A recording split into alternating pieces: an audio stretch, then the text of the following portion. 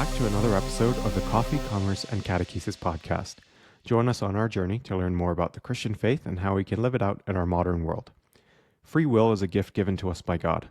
He wants us to love Him, but love is a choice. It can't be forced. But what happens in a modern world where we are so heavily influenced by the algorithms of several large corporations? Does that free will still exist, or are we living on autopilot? We have Dr. Ed Say with us today to break it all down with us. Over to you, Travis. Thanks, Rigel, and thank you everyone for tuning in for another episode of Coffee, Commerce, and Catechesis. We're talking about themes that we've touched on before, and I'm really looking forward to this conversation. As always, we're going to start with some wisdom from someone else to frame the conversation. Today's wisdom comes from our guest, which is perfect. Dr. Ed Say once wrote, "Do we truly have free will when AI controls what we see, hear, and focus on? AI doesn't make your choices. It controls your attention, shaping the options you don't even know exist. It's not designed for your well-being, only to keep your eyes glued to the screen. This silent manipulation hides better choices, traps us in cycles of addiction, and warps how we see the world. We face an urgent truth. AI is rewriting the rules of decision-making. Can we reclaim our attention, or is free will slipping away?" So I think that's perfect given the topic that we're chatting about today. And we're having that conversation with Dr. Edward Say, who is a global keynote speaker and ed tech leader with a PhD in artificial intelligence and user experience. Witnessing how YouTube's algorithms could manipulate attention and shape media and politics in ways most people still don't see is what drives his mission at AI Parenting, where he helps families break free from screen addiction and reclaim their relationships, mental health, and futures. With over 15 years of expertise in education and technology, he exposes the hidden motivations behind artificial intelligence and equips families to thrive in an AI-driven world. So, Dr. Ed, thank you for joining us today. Thank you so much, Travis. I'm very excited to be here. Thank you, and I really do appreciate the introduction. It is very kind.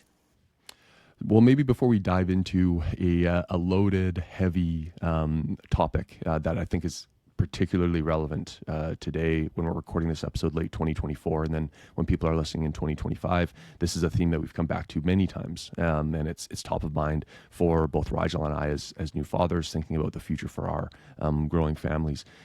Maybe by way of expanding upon the bio we shared, can you walk us a little bit through your background, both from a faith perspective and then from an AI expert perspective? Sure. I'm just a geek kid who was shown a little bit of mercy by his grade 7 French teacher, mainly because I was caught cheating in my classes. And it was my grade 7 French teacher who said, I know Ed's struggling, but, he's creative. And so I'm going to give him opportunities to be creative. And creativity applied to everything that I did, not just my interests. Like, it applies to all subjects, especially the boring ones. And that realization is what kind of led me through my master's and my PhD, specifically working in areas of artificial intelligence and user experience. And from that point on, I guess I was really fortunate at the time, 2005, to have a video of my research go viral on YouTube when it first started.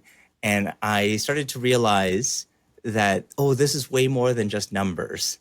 I thought that when I went to school, if you wanted to learn about technology, you needed to learn mathematics, science, engineering. But when I went to work for industry, I started to realize, no, social studies, a politics lesson, history, those are really how AI is being used. This understanding that AI is really just power on the internet. It's the power to control attention, and it behaves the same way power has for centuries. And so we just need to understand who's in charge and what do they want. And that's generally most of AI today. Is there anything specific that drove you to study this idea of a free will in a world of AI? Like, was there like some kind of a trigger moment for you? I think it was from that 2005 moment with YouTube, where I started to realize that because this is power, a lot of our news media was getting their information from YouTube. BBC was getting their information from YouTube or from online sources. So understanding that they had a big role to play in how we perceive the world, and that media attention, especially because of the YouTube video and then the subsequent things that happened afterwards, um, led me to see the whole field of AI just very differently. Mm-hmm. And so when parents started asking me, oh, I'm really concerned about screen time, I just noticed that I talk about AI really differently than others. Maybe some are coming to AI now, they're learning about generative AI, and it's this kind of new and novel thing. But I think for a lot of the people who've been in the field for a very long time, it's not really new and novel, but I think the key has been just understanding how it's been used. Yeah. And we've had, cookies and trackers and all of these things for a long time. We've had, the GDPR as a way of trying to fight back and gain information about people's personal information. But I think another thing that is quite different has been the faith background. When I went to school, most of I would say the colleagues that I went to school, they did not have a faith background. In fact, it was kind of silly to even consider it. Like, Mm-hmm. why would you believe in this That stuff? sounds about right. But the more and more that I learn about AI, the more I realize that there are deep truths in the Bible and inside the lessons that it has that apply directly to today. It becomes more relevant because if you think about it, it's a society that, for the most part, lived in a strong degree of oppression. They had no control over any of the rules that were created for their society, and they're trying to figure out how to live their best life using with the tools that they have available, which is very little resources, very little control. And that's not all that different from our world of digital media today. You don't control who is the CEO of any of the social media that you use. Like, you don't control who the CEO of Facebook or Instagram or YouTube is, and you just follow they're the ones that set the rules. And so understanding that we're not all that different, from 2,000 years ago. One key difference that I have to point out before you ask a question, Travis, is maybe the thing that stands out to me the most is that, at least in that time, the people knew they were being oppressed, right? Like, there was a power that was opposed to them and, had imposed their will upon them. But in our world, it seems more like, these social media companies and stuff, it's as if they're serving our interests. It's as if we are the customer, and so we are buying something from them, and so I think we internally believe that they are serving us somehow, but in reality, the oppression is often the truth that exists in that relationship. So I think maybe that's it's less obvious that we are being oppressed right now, I think. That's interesting. There's this phrase that power only works in the shadows. And really, the less you are aware of the decision-making process and how they make those decisions, the more power that they can have over you. And so in Roman times, we didn't even have communication. So most people knew that there was a government, but how did they make decisions? What was the process? How could you be involved with those? The decision-making was just totally not available to most people. In the same way, it seems like the only way that we're able to even be aware of decisions in the social media space is through whistleblower leaks. And so sometimes we'll see through a whistleblower leak that they do a study on mental health, and it does have a big impact. And they decide, as a result, we're going to do nothing about it, right? Because this is still very profitable for us. And I see that as it is different, but it's the same. That is like a history. It's not repeating itself, but it rhymes. It's pretty similar. So we were chatting about things that in the past Rigel and I have separated into two separate topics. So we've had conversations on social media specifically, and then we've had separate conversations on artificial intelligence.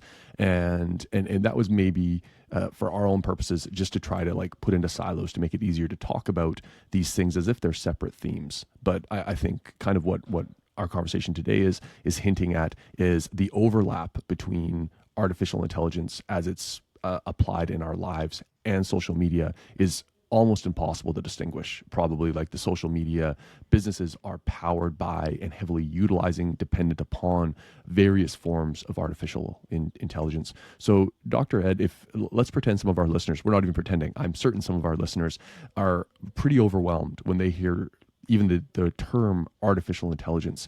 I had a conversation recently with my own father, who's a brilliant man. He has 5 degrees, including a PhD. And even he asked me, he's like, Trav, what is artificial intelligence? And he's on social media a lot. And so I'm like, you're using it constantly. You just don't realize it necessarily. So Dr. Ed, like make this as simple as possible for us, like non-technical experts. When you're talking about artificial intelligence and social media, what are you referring to, and what should we be thinking about as everyday people? I'm so glad you asked that question, Travis. I've always seen artificial intelligence a little bit differently than most people. And if I were to use in simple words, what is artificial intelligence? The way I would describe it is it's just power, power on the internet to control attention. But this power actually has a lot of different components to it. It can control who you vote for. It can control what you buy. It can control like what kind of views you have on particular issues, what you pay attention to. And in these spheres of power, the way I would describe it as every one of these platforms is trying to optimize for the benefit of its owner. And what does its owner want? Obviously, more attention, more people viewing and liking these. And so when you think about social media, I ask, well, what is the AI trying to amplify? Right. So it's not so much about connecting, right? Like we've had many ways to connect before, email or phone numbers or text messaging, for example. There's many ways on social media. But social media is a engine for amplifying attention to specific types of posts. So what kinds of posts do they amplify? And why do those posts get amplified? And I describe it as, we used to have all these like complicated terms like, oh, we're going with like the vote of the majority, or, we're using the user, like the milliseconds of watch time. But really, the way I would describe it today is just amplifying sin. It's trying to figure out what are those different, and so I could almost describe it as we've got like the 7 deadly social media platforms, and each one of them is amplifying some different aspect of that sin. And so depending on which sin you're most interested in, our AI is extremely good at amplifying those. For example, I'd say, pride, like Instagram is great, like it's a great way of showing how proud you are about your work. But you can see like it just is an algorithm that's very highly tuned to that sin of pride, or I would say wrath, like Twitter, if you want to have a hard, like, angry conversation with someone, Twitter is a wonderful platform. Or sloth, like how many times have we been on YouTube and just like watched video after video after video, and we're like, oh, my whole day is gone. These are all algorithms that they may not describe it that way. They're not like going out, the CEO is not going out and saying like, oh, I'm going to go and try to create an algorithm around sin. But when a CEO says, I'm going to prioritize watch time, milliseconds of watch time, and the only thing that matters is how long you're on here, because the longer you're on my platform, the more ads I can show you and the more money I make. Well, then that's going to lead to this type of tendency. And the way I describe it is AI is one of those things that we think of it as this technology of the future. Oh, it's doing things that we've never been able to do, but that's not an accurate description. I would say AI is much more a technology that, especially like machine learning, the way we're using it today, is a technology that tries to reproduce a very specific version of the past. In particular, the version of the past that is most profitable for those companies. So which images or which videos or which posts tended to have people spend the most milliseconds on? I know right away who you are. I know immediately what your what your focus is. And so I see that as the main understanding that we need to have is that, think of artificial intelligence just as power, but power without any sense of morals. Often with the grade 2 students, I ask them, oh, okay, think about all the movies, right, that you have with a evil AI tries to take over the world. Like, why is it trying to take over the world? Is it because it's angry at you? Is it jealous of people? It's like, no, more often than not, the reason it's taking over the world is because it's doing literally what you asked it to. And I asked, like, whose job is it to know what is right and what is wrong? And I say that is your job as people. It was, Adam and Eve that ate from that tree of knowing what is good and what is evil, not the AI. And most of the time, all of these AI, movies, they all start with the same problem. That is, we let the AI make moral decisions. Yeah. You let the AI make moral decisions. You tell it, peace on earth, and you get Ultron, right? You tell it, like in your social media, just get more attention, and you get what you get, right? And that's why we have Elsa Gate, and that's why we have all these weird, like these kind of extreme. They call it like AI moving towards the extremes because extremes draw a lot of attention. Jack Dorsey, the co-founder of Twitter, said, like, if you're driving down the street, you see a car accident, you turn your head and you look because everybody looks. And our AI sees this and goes, ooh, people like car accidents. We need to give them more. And so that's the kind of idea behind AI is it's never based, it's never trained, it's not designed around really trying to know what is morally right. It's always designed around like what is profitable. And I think that that's really the challenge is that now all that has been put back into your hands, whether or not you realize that you have control, that you can go back and say to the algorithm, wow, this is really harmful. I shouldn't be seeing this. Or, even just having the ability to turn it off is really hard because we have teams and teams of engineers and PhDs who are specifically designed to break down any sense of self-control that you have. And one of the biggest challenges I see is that like in the Vietnam War, we had many soldiers who were addicted to heroin. And then when they went back to America, they no longer had to be addicted because they were in a totally different environment. And we realized that the environment is a very important aspect connected to addiction. And so it was the advent of those mobile phones, right? So you got a mobile phone in your pocket. Now you can't escape the environment. Like you could like try to leave your phone, at home, but then you would lose connection, with everybody that you need, or it'd be hard to do your work. There's all of these different things. So this is an addiction that you cannot run away from. This is not an environment that you can escape. And so they've created very carefully tailored environments that you're going to have to figure out. And this is why I am, in particular, very concerned about the presence of social media. Is that you just look at the statistics pre-2010 and post-2010, and you'll see huge differences, like a 333% increase in teen girl depression, a 70% increase in teen girl suicides. We pay a lot in our policing, in our social services, and in our healthcare, like our hospital system, for the consequences of these social media platforms. And they don't pay anything. So I often say, like, your taxes directly subsidize these big tech companies. And we never bother to go and measure what the real cost is. But just look at like pre-2010 and post-2010. And that's the time where we already had social media. Like I mentioned, like 2005, we've got YouTube. But we don't have YouTube in the pocket. We don't have it with you all the time. And so you can go away from it because, that TV or that screen is at home. And so it's different when it's with you all the time and it's in the hands of children.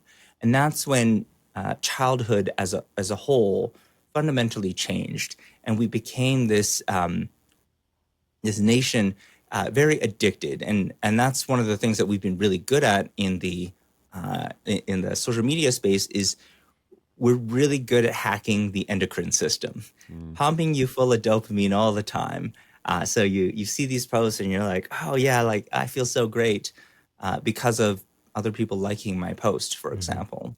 And so getting people into that cycle of constantly being filled with dopamine does have a lot of consequences. It's like we weren't meant to be filled in that way all the time, and it affects our motivation. It affects a lot of aspects of our lives and our ability to take risks and make important decisions.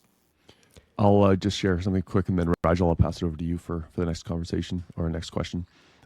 Two things there that Dr. Ed, that you bring up. One, I think something I've explained to many people from the perspective of like understanding the motivations from a business perspective behind these companies. And we can think of like the Metas and Alphabet, owner of Google and YouTube, and ultimately, like if you think about how it is that these businesses make money, they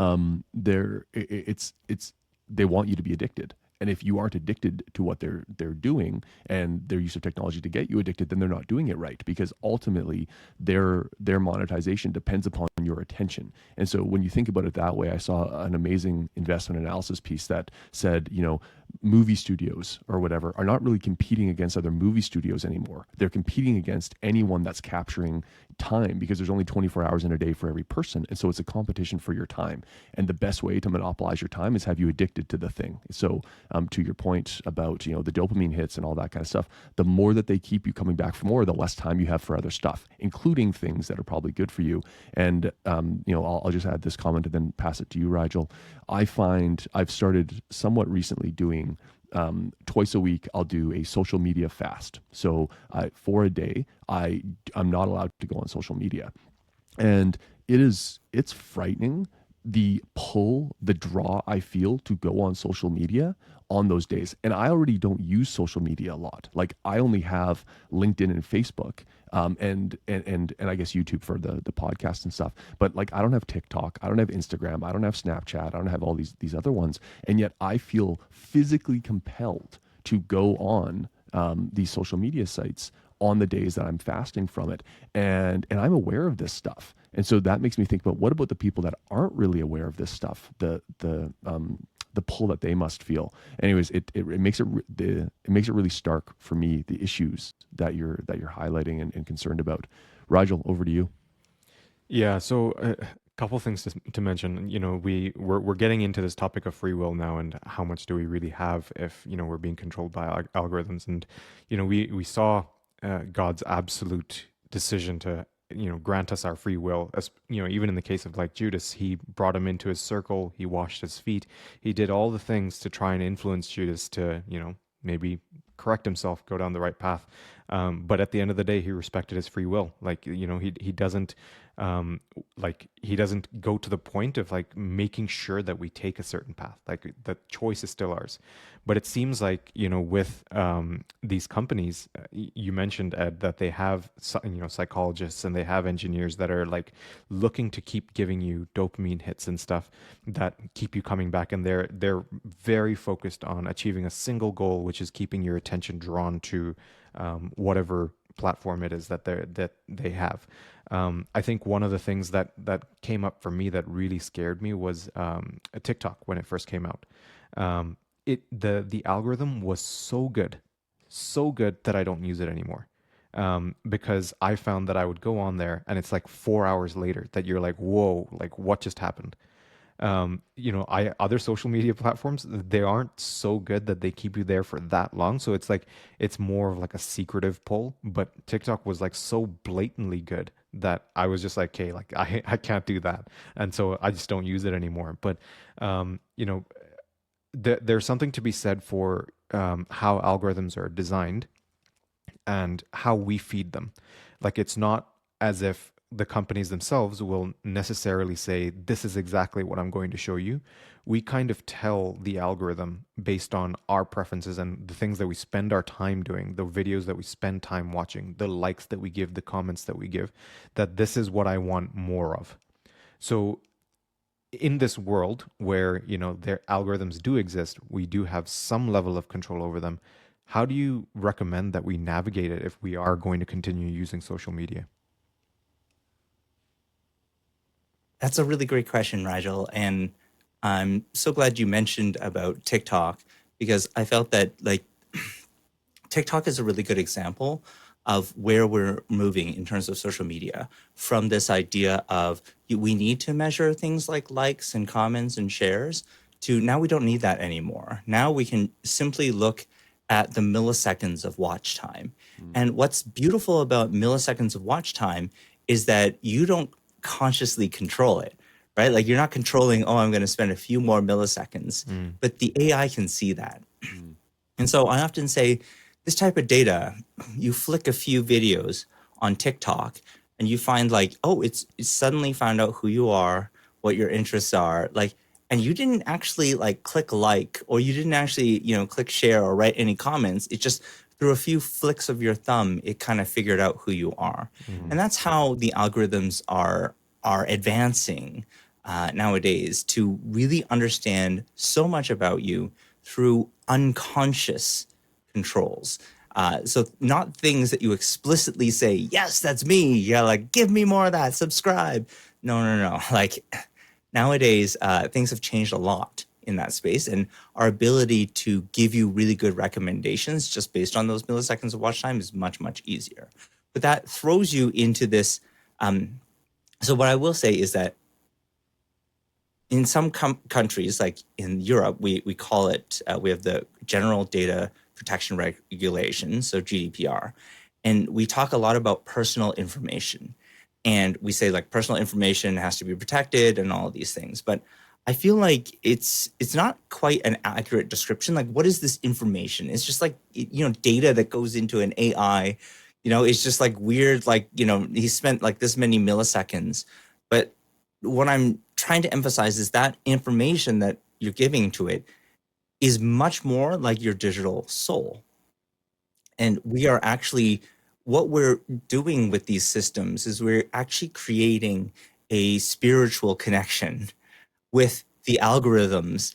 And it's understanding, like, if you think about the non-conscious control, like if you're really attracted to beautiful women dancing, it's going to notice that, and it's going to give you more of these kind of things. So it's much more connected to our deepest desires. And I think that understanding that this information that we're giving seems like, oh, no big deal, we're just giving it away for free. That's really it's connecting with you on a spiritual level. And the other thing I will add is we talked about choice and automation. So one of the things we often talk about in the AI space is, oh, like, what about all these jobs that are going to be automated? Like, this job could be automated, that job could be automated.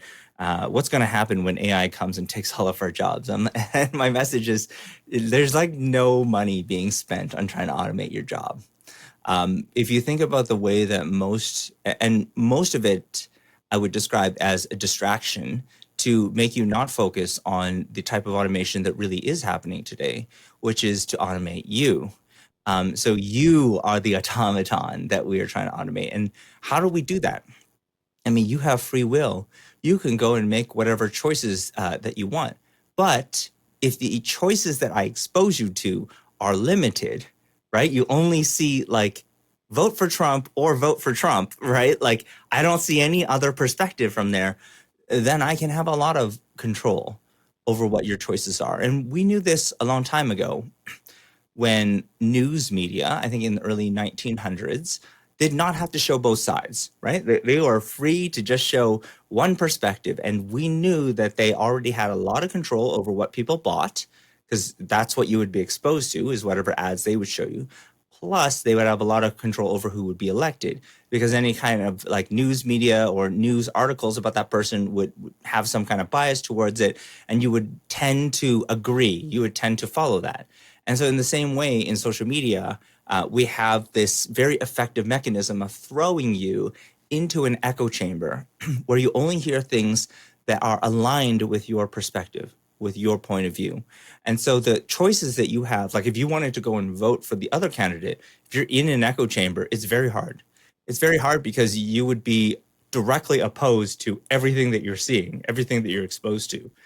And so what we describe as free will and as a choice, I'm often challenged by that, right? It's like, do you really have free will if you're constantly exposed to these platforms and they're constantly pumping you full of this information, and there's a dopamine hit attached to each one of them? And I describe it as most platforms, the way that they're designed is as a funnel. Like this is standard like marketing, right? Like, so you start off with people like paying attention, and then you get them to the point where they're taking action. And that could be buying your product, or it could be voting for the candidate that you want. So there's always a funnel. And I describe like every one of these, as you get more and more deeper into the algorithms, and you become one of those people who's amplified, right? Those types of funnels, like they're on purpose to say, oh, you could be like that too, right? Like it's this idea of what is it called? Almost like a Ponzi scheme. You like see those people at the top, and they're like, oh, they're doing so well, and they're making so much money. And this is one of the reasons why I'm often worried about who we choose as role models, who we look up to these days. Because if many of our younger people are looking up to the influencer today, well, this is an individual who has an extraordinary life, is not going to be living by the same types of rules because they're blessed by the algorithm, or they understand the algorithm better than most people. And they're doing things because the algorithm wants them to do it, right? They're doing the extreme things because the algorithm wants them to do the extreme things. And so I see it as like those people are way more controlled, but we don't realize that their influence also influences us as well. It's like, oh, well, they're extreme, so I should try to be that level extreme as well.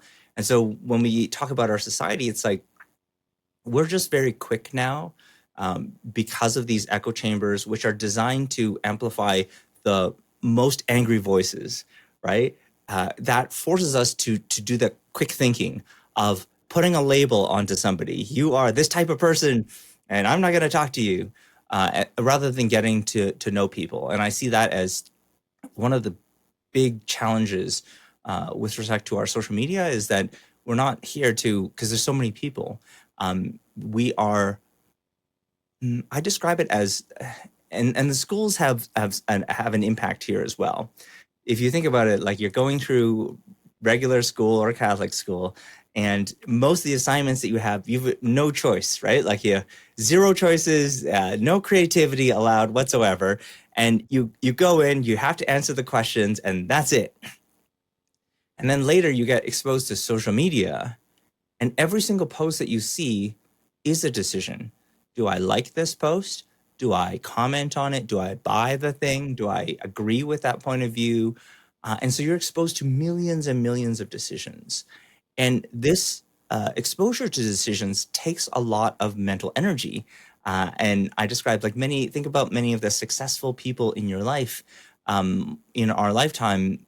Many of them are famous for making very few decisions, like Steve Jobs wearing the same shirt and the same pants every day, or Warren Buffett always eating the same lunch.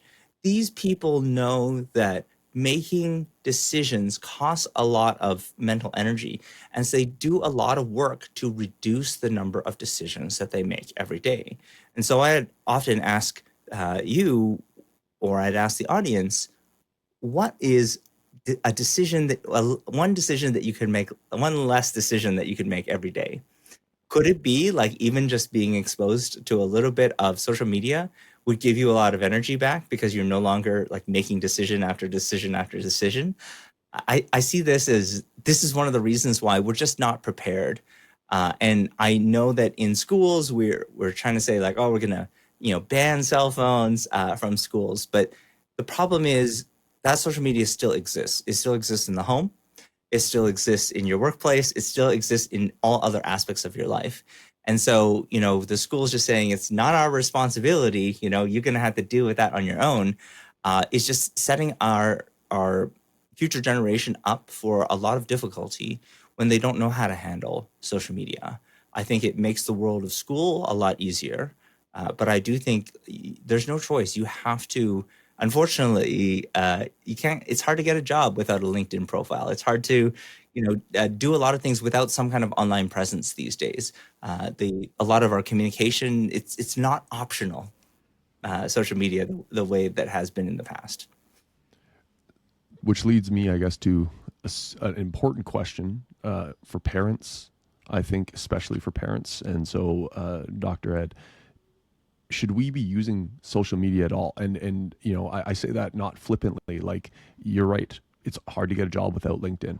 It's hard to engage in your kids' extracurricular activities if you're not part of the Facebook group or whatever it is. That is a real practical challenge in our culture for sure.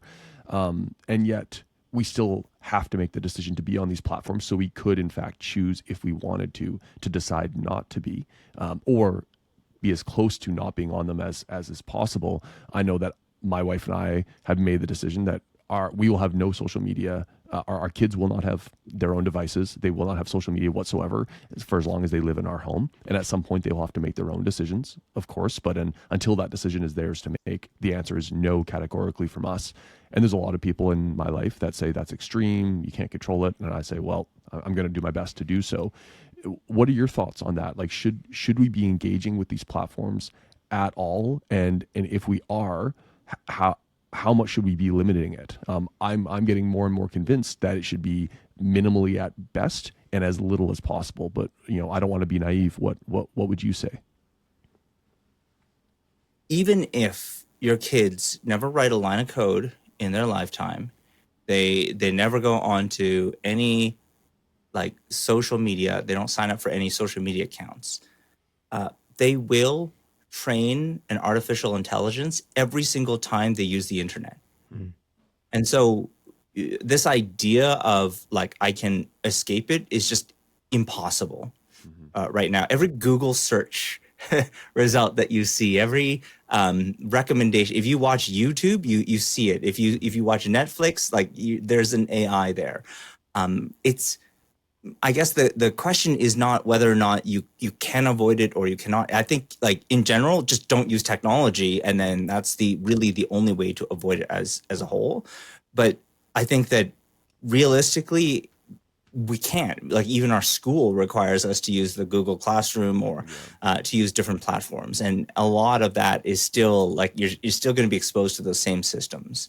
And so I've often said that the thing that is not optional is like optional could be like, oh, I decide to create a social media profile. And I think if you can delay that, there's a lot of studies that have shown that there is a benefit towards that, because emotional regulation growing up, like part of it is there's a big gap between parents today and the generation of our own kids, which many parents grew up without social media, without phones in the pockets, and so we know about an environment and like a society without all of that stuff, and we know like things were just fine, versus a generation that just grew up with this ubiquity, right? Like the phone in the pocket, the computing, that's just the whole world that they've known, and so it's becoming harder and harder to isolate ourselves from these because of just how they grew up, their nature. We call them like the digital natives, right? Mm-hmm. Like they grew up with them in their hands. And so to this extent, I think the question is really, do our children know enough about the social studies of artificial intelligence to use it effectively, no matter what it is? So you're seeing stuff, like I've always described, the key to really sustainable mental health has not been to go cold turkey on the social media and then go back in and then later when nobody's watching and then binge, and then that's not going to help your sustainable social media to me comes from a very strong understanding of artificial intelligence and why you're seeing what you're seeing on screens. Mm-hmm. So everything that you're seeing is for a reason. What kinds of things are they showing you? What kinds of things are they not allowing you to see? And these things are all very tightly controlled. Like they control amplification, right? They control what is going to get a lot of attention. And so they are deciding, that you will see certain things. And so how do you make a decision for yourself? How do you extract yourself from this algorithm? It's basically you have to understand how to tell the AI that this isn't what I want to see. You have to decide what is right and what is wrong. So applying a strong sense of morality to AI is very powerful. So I would often say, like, you really want to know a person, just look at their For You page on YouTube. Often it knows the child better than the parent knows the child. It has all their interests right there. But if there's certain things that you don't want to see, you can specify, like, I don't want to see these anymore. Or you can even delete your account. You can create a new account, like fresh one, to go, I'm just not going to look at any of that stuff anymore that has kind of put me into this rat hole. So there's a lot of control that you have over telling the algorithm, stop showing me this stuff, or saying, like, don't let it automatically, move me to the next video. I want a little bit more control. So I'm not like constantly engaged in this sin of sloth all the time. And so I see it as just as much as, protecting our kids by not exposing them to the social media. It's just as important to expose them to what controls that they do have. And in the end, understanding that as a digital citizen, they don't have, like, their data, that's, like, I described their digital soul. That is also their vote on these social media platforms. You don't like the way that social media platform is run. You don't like what it's amplifying. Starve it of its data. Give it no data. That's the way that you can really fight back against these things. And and I see this as, like, the battlefield today is not like just going and walking. It's not like in the physical communities. It's in the digital communities these days. And so it's just as important for us to be setting the example that, you know what, our echo chamber, this is what's in our echo chamber, but this is what we believe. And I think that for the next step, the way I describe the next phase of artificial intelligence, where we have, like, where there's going to be a lot more focus on generated images, generated videos, generated text.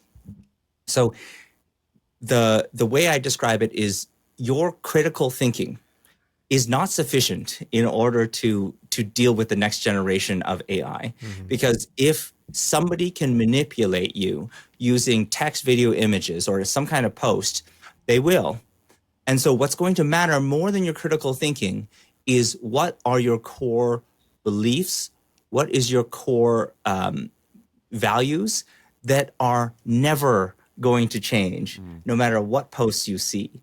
And so I often ask people, what is your faith, or what is your belief like? It seems like a radical thing to talk to younger people about, because I know that, for a lot of younger people, there's this kind of question. It's like, is that really still relevant today? Yeah. And what I'm saying is that it is more relevant than ever, because in the end, if I can manipulate you, based on, and you don't have a strong foundation, I describe it as, think of it like an anchor. Like, it's this thing that keeps you grounded into a particular spot. Because if you are just going with the waves of society, you're going to be drifting way off, because those waves are heavy right now. And it is only your anchor that is stuck onto a core belief, a core value, that is going to prevent you from just going in any direction that other people tell you. You'll be a lot harder to manipulate if you know what you really believe, and that cannot be changed no matter what you see on social media. And I've seen that as the core element of the next phase is, know what you believe, and know what cannot be manipulated. And then no matter what you have on social media, how much power can it have over you when you know that you believe in a God, you believe in what the Bible says? Like, these are like core fundamentals that are never going to change. I see this as, great, come at me, like, show me what you got. Because in the end, you have a faith that is stronger, that is not as easily manipulated. versus somebody who's like, oh, well, I depended on the influencer, and it turns out that that influencer isn't a good person, Hmm. then you're in trouble. Then you Yeah. are in a lot of difficulty because you'll find out that your foundation was not very strong. You were anchored to like some very loose sand, and you're just going to be swept off very quickly. Okay, so a couple things to unpack in what you just said, Ed. First, you mentioned, the way that we interact with social media. It informs the algorithm. Like there are choices that we can make. Maybe watch a little bit more of a certain type of video. Like let's say we want to see more faith content. Watch more faith content. Like that's what'll feed the algorithm and say this is what I want to watch. You can hide stuff saying don't show me this kind of content anymore. But what comes to mind for me is that takes very intentional effort. Like that's not something that can be done on autopilot, which is kind of the setting that we're on when we're perusing social media, because you know you're you have to kind of break free of the dopamine hits that are being thrown at you because we've talked about the engineers and the psychologists that these social media companies have to design these algorithms, but at the same time we also have these influencers who are also studying psychology, and they're like, how do we hook this person with our YouTube thumbnails and with the first 10 seconds of our video to keep them watching more. There's all these like tactics in place to keep us engaged, that it takes a strong will to even break free of that and say, no, I want to curate my content to this type of content, and I'm going to force myself to watch that more. Yeah, is there an argument to be made for, like Catholic content creators and stuff, where we have to make our content more engaging? Like, is there something that we're missing, that's not keeping people as hooked onto our content, as maybe other influencers? Um, that's a really great question, Rigel. And one of the reasons why a lot of like parents reached out to me, and one of the reasons why I started AI parenting was because parents are really worried about screen time, and even the Pediatric Association, the American Pediatrics Association, has been saying like, oh well, no screen for kids prior to like X number of years, like say 3 years old, for example, 3 to 5 years old. But if it's like a Zoom call or if it's like a video conference call with the grandparents, that's totally okay. Yeah. And so it's very clear, like they've got different rules here, right? Yeah. Even like these organizations.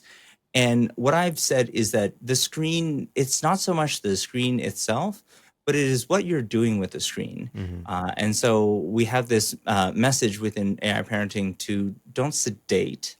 So if you're using like the screen as something to sedate, Right. like a child, or just to like sedate yourself, just to like, oh, I'm just spending the time. Hmm. Try to relate, use it to relate to somebody's interest, because you'll often find that it's a really great way to know what they're really passionate about. Yeah. And I describe like it's, if we were young and we went to playgrounds, our parents would hang out too, not because they loved playgrounds and they really wanted to know everything about playgrounds. It was because they wanted to know about us and what were Right. our interests. Hmm. And it's in the same way, if they're playing a particular game or if they're really interested in something, understanding their interests, relating to their interests is very important, because Hmm. that's the last step, which is creating something together. If you can create something, I really see that as that's always a good thing. We don't have enough uh, Catholic content creators. We don't Yeah. have enough people who are trying to show the positives. And I think that you can benefit from all of the same tricks that they use. Hmm. And a lot of it is just the trick is just knowing what the owner wants Right. and then doing. And so generally, if you look at like what the most popular posts are doing, like the stuff that trends up to the top, you'll find it's very like common, and the algorithm is looking for those kinds of things because they Hmm. know that those types of posts generate the most attention. Right. And so generally, whenever somebody's trying to SEO or they're trying to get to the top of any AI ranking, it's just a matter of doing what those people who are already at the top are doing. Yeah. And I describe this as, we think of like Kim Kardashian, for example. Oh, she was maybe like she's so pretty, or I don't know, like she wears such like interesting clothes or whatever.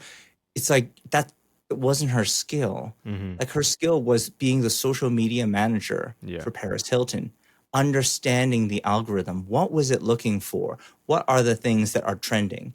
And I know other social media managers that will just go and analyze every one of her posts. It's like, oh, that's very interesting. She's using this, and this keyword. Mm-hmm. She's saying like these kind of phrases at the end. Let's try that with ours. And they start to realize, oh, that's a good way to get our stuff trending as well. The Right. algorithm sees it and is like, wow, that's like a Kim Kardashian post. Let's go and let's boost it. Mm-hmm. So I do think that all of those understandings of AI, it works both ways. Like if you like I describe AI as like power, right? Mm-hmm. And so power works in the shadows. So long as you don't understand it, it can have power over you. Mm-hmm. But if you do understand it and you just understand it's just trying to reproduce what was successful before, Yeah. and you focus on what was successful before, you can control it. You can tell it, this is going to be successful. This is going to be really great for you. Right.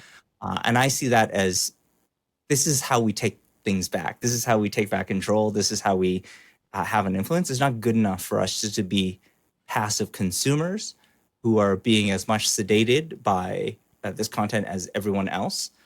It is important for us to be able to be creators, to be like digital citizens who are out there in the real world, to say we've got a different perspective and we think that our society would be better off if we went this way.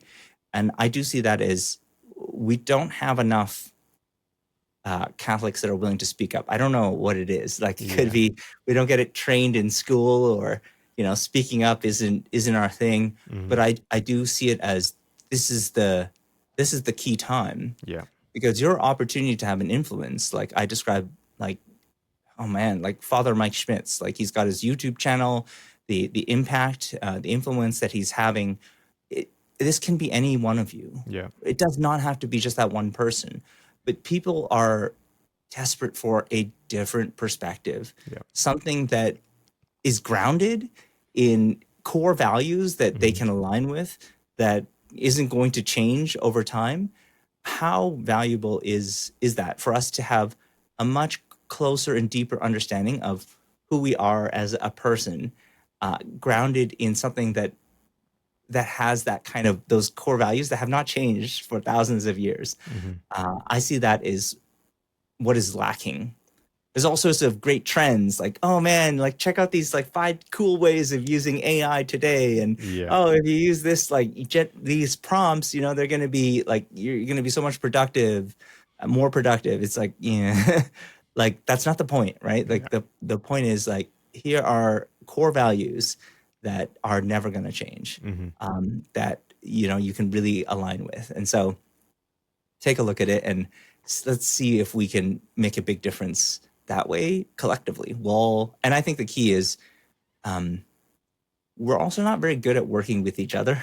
Yeah. I Generally, in agree. terms of doing like posts with each other or Yeah. cross posts or Yeah. supporting each other. It's weird because if you're in that field, Yeah. everybody's doing like podcasts with each other. They're doing Exactly. other things to amplify each other because they know that the algorithm likes company, like they Yeah. like other people who are going to connect with their network. So I see it as we have to take advantage of, it's a network structure that requires you to be active on the network. And Yeah. so anything you can do to increase engagement with each other, Mm-hmm. who's in this space, can make a big difference. So I Right. see it as use the algorithm, understand the AI, what it's trying to do, and we can have a lot of good impact on the world. Yeah, it's actually a great point. It's something that we've noticed since we started the podcast as well. On social media where we do post, people will not exactly interact with the posts. They will message us privately and say something. Now, I think it's part of our culture where, it being explicitly Catholic or, showing your alignment with anything Catholic is kind of like it's almost like something to be ashamed of. Your career might be at risk. Like I think people are worried about those kind of things because, as we said, the way we interact with social media, people can tell who you are by seeing what you interact with, right? And so, putting out that message that, oh, here's a Catholic post, let me like it. That's a future employer might see that and be like, oh, we don't want this person. So I think there's like fear that people have, but like I think it's incumbent on us to have some courage and amplify the Catholic voice in the social media space, because that's an area, at least, that the church even has recognized that we are struggling with. Um, Before we wrap up, as we're getting to the end of our time here, I want to ask you one final question. Recently, the government of Australia has passed a bill banning social media for kids under 16, I believe it is. What are your thoughts on that? Like, is that the right move, or is that another imposition of, taking away our free will? Um, so the social media platforms, it's very interesting. Countries that are most aware of artificial intelligence, and I'm talking about like countries like China, they do have Cinderella laws, specifically around social media and gaming. So social media, I think in China as well, they have Cinderella laws where I think from 10 p.m. till 6 a.m. every morning, no social media. Like just Hmm. it's banned across the country. Right. And they also have like video games allowed for like a few hours during the weekends, and that's it. Hmm. And the reason is because this country also pays for all the healthcare, and they know that there's a lot of mental health costs and Right. hospitalization costs that come from deep addictions to this. And so we don't do any of that. And I Hmm. see this as like in a society where it would be different if maybe like healthcare was all private and your taxes didn't go towards it, but we pay for that healthcare. Yeah. We pay for policing, and so I think it's just governments going back and saying, I don't want to pay for that cost, Right. right? Like Yeah. Yeah. there's a lot more hospitalization. Like them not being in school means that the parents are not working. There's an economic cost to it, and so ultimately these are decisions that they can make, and I don't see it as like in terms of freedoms. Let's be honest. Even so, you're not allowed to have, in theory, 13 is like your internet bar mitzvah, right? Like you Yeah. become an adult on the internet. But even in the UK, we talk about like the 40% of teens, like they're talking about even 11 years old, 12 years old, they already have social media Yeah. accounts, right? And they're already browsing them. So Hmm. lying about your age is not hard, and saying Yeah. like, oh, that I'm over 16, this is not a huge restriction, Yeah. right? To Yeah. your freedom. If you wanted to it, it's like people are already lying about their ages, and they're using that. So this is just like one measure among most, and age verification has been notoriously bad Yeah. because there's no checks. It's just like you click the box that says yes, I'm over 18. Okay, Yeah. here you go. Like Yeah. whatever you want. So Yeah. we have very little content restrictions that are effective. Like Yeah. age verification has generally not worked in all social media platforms. Hmm. Okay, that's good to know. It's something that I was thinking as well, because yeah, like even in the past, we've seen age restriction before. Like like you said, to create a social media account, you have to be a certain age, but it's like it's not exactly a hard thing to say that you were born like 3 years earlier or whatever. So yeah, the effectiveness of the ban will be questionable, but for me, it was more about like the intent of the government. Like, is it a right thing that they're doing, or is it another way of diminishing free will, in terms of like we can actually choose not to use social media because the ban exists. So yeah, Yeah, that the challenge isn't so much the social media. I've often described it is like with social media, people have many more friends. yeah. Let's say they have hundreds of friends instead Hmm. of like just the few. But how many of those friends can they really rely on when Yeah. they are going through some kind of trauma? Hmm. They are in a really bad state. Because if I look at social media, I often describe it as a simulation of real life. But what part of real life does it simulate? Often the best parts of people's lives. Hmm. And so there's this feeling that we can't talk about the negative things that are happening in our lives, Yeah. the things that are really hurting our hearts. And I see this as the biggest failure for social media, because in the end, that's the most important part. Hmm. That's the part that shows us that we're really human. And I, Yeah. I feel that many of the influencers out there have recognized this, and they recognize that being open and honest is the way that we connect with each other Yeah. the most. And I think in a lot of Catholic communities, we do have this idea of, oh, the priest is the person who's supposed to be holy. And so anything Catholic, I don't like engage with or comment. It's like, Yeah. but no, that's not the point, right? Like the point has always been that um, it's something I heard recently at a parish renewal, which was uh, the this idea of, Catholicism, was it? No, it wasn't. Um, Having like the Catholic control, that is, they were the ones who made all the decisions. They controlled voting, for example. That day has ended, and this idea that we are now in a very much a mission field, Yeah. where you're the minority voice, and you will always be that minority voice, and so it is going to be scary, right? And Yeah. it's not all that different from the original disciples. Yeah. It's like you're going out and you're saying stuff. It's like, what's going to happen? Are they going to, like, what are they going to say? What are they going to do to me? And those kind of things. We're in that kind of society now. You're no longer the majority voice. You are the minority voice. But reality is, like, there's a lot of people who want to align with that voice, and they want to be a part. They just don't want to be the one who initiates and starts. And I think Right.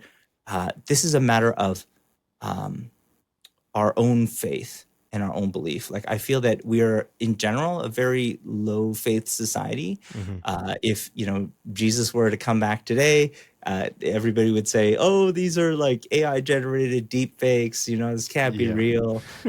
I think we have so much doubt. Almost nothing is a miracle these days. But in Bible times, you hear that healed that person of leprosy. That's a miracle. Yeah. Even like small things, you prayed for something and it happened. That's a miracle. Do we talk about that? No. It's like, how can we grow in our faith as a community if we're not sharing these types of things? Yeah. Where do you share them? Do you go to a small group like a Bible study Yeah. and you share it with other people? I don't know. But if you're not sharing it in some way, and online can be one of them, I see it as it's going to be very difficult for many people because they don't have a strong faith to rely on. And when your faith Right. is low, that means everything depends on you Yeah. and your ability to achieve. So whenever something is bad, it's up to you to deal with it, and you're alone. That's it. That's you are like the one who makes or breaks everything. And I see that as that's never how you were meant to be. You were always meant to be a part of a community. You're always meant to have people who can help you through the hardest times of life. And I've seen that as something that really makes me sad, is that you have so many more connections, but so fewer deep connections that you can rely on when you have that type of trauma and difficulty in your own life. We need those, and we've always needed it. It's just seek those. Don't worry about having thousands of followers or whatever. Like, have a few really deep connections that you can have a really good personal relationship with. It's way more valuable. Yeah. Well said. Well said. And on that positive note, we're getting to the end of our time. Thank you so much for this. This has been a really fruitful conversation. I feel like it's part of a larger conversation, so we'd love to have you back. Before we wrap up here, just like to give you an opportunity to plug your work. Just tell people a little bit about AI parenting, any other work that you do, and where they can find you.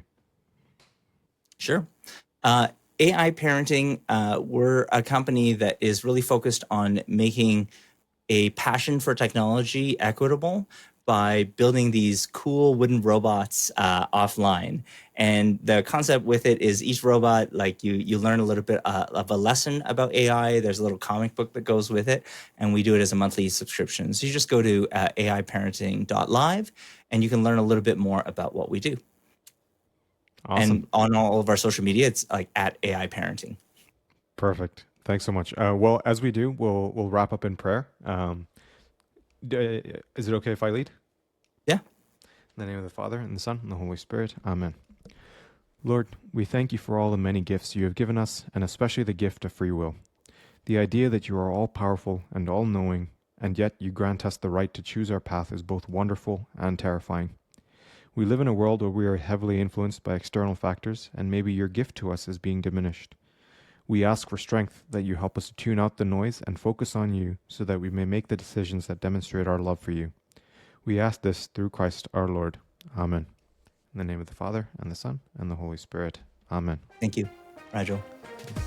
Thank you, everyone, for tuning in. This has been another episode of the Coffee, Commerce, and Catechesis podcast. We'll see you again next time. God bless.